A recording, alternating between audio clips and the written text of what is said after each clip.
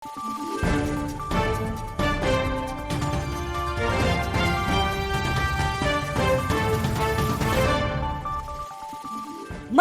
araw, Pilipinas! Ito ang Valiente News hatid sa inyo ng Office of the Vice President. Sa loob ng maraming taon, naging katuwang na ng mga Pilipino ang OVP sa mga hakbang na naglalayong maprotektahan ang kalikasan. At noong nakaraang taon, nalampasan na ng OVP ang itinalaga nilang target ng mga punong itatanim sa loob ng 6 na taon. Ang detalye, alamin natin sa year-end report ni Jera Gomez. Sa loob lamang ng 3 taon ay nahigitan na ng Office of the Vice President ang itinalaga nitong bilang ng mga punong kahoy na itatanim sa loob lamang ng 6 na taon. Mismong si Vice President Inday Sara Duterte ang nagtanim sa ika-1 milyong puno sa Climaco Freedom Park sa lungsod ng Zamboanga.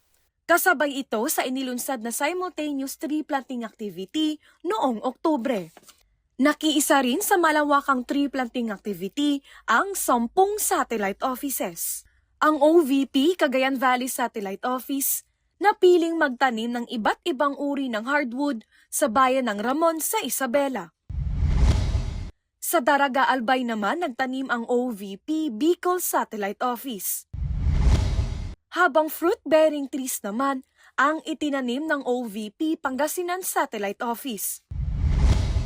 Sa Culandanum, Aborlan sa Palawan Province naman, nagsagawa ng tree planting activity ang OVP Special Project Division sa pangunguna ni Director Norman Baloro.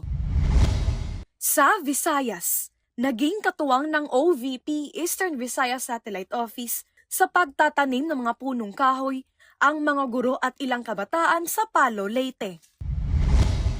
Tropical hardwood ang itinanim ng mga kawani ng OVP Panay and Negros Islands Satellite Office sa Barangay Monte Vista, Bacolod City. Habang sa Asturias, Cebu naman ang napiling planting site ng OVP Cebu, Bohol and Siquijor Satellite Office. At sa Mindanao, nagtanim ng mga Nara tree ang OVP Caraga Satellite Office sa Barangay Sumili sa lungsod ng Butuan. Dinala naman ng OVP BARM Satellite Office ang pagbabago campaign sa Barangay Tubig Indangan, Simunol, Tawi-Tawi Province. Sa kabila ng tagumpay na ito, magpapatuloy ang OVP sa misyon nitong magtanim ng mga punong kahoy bilang pakikiisa sa pagprotekta at pagpapahalaga sa kalikasan. Ako po si Jera Gomez at ito ang Valiente News Year-End Report.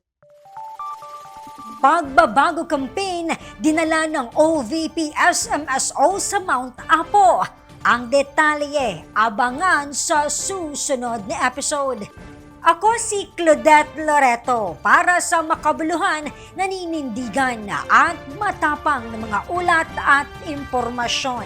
Maraming salamat.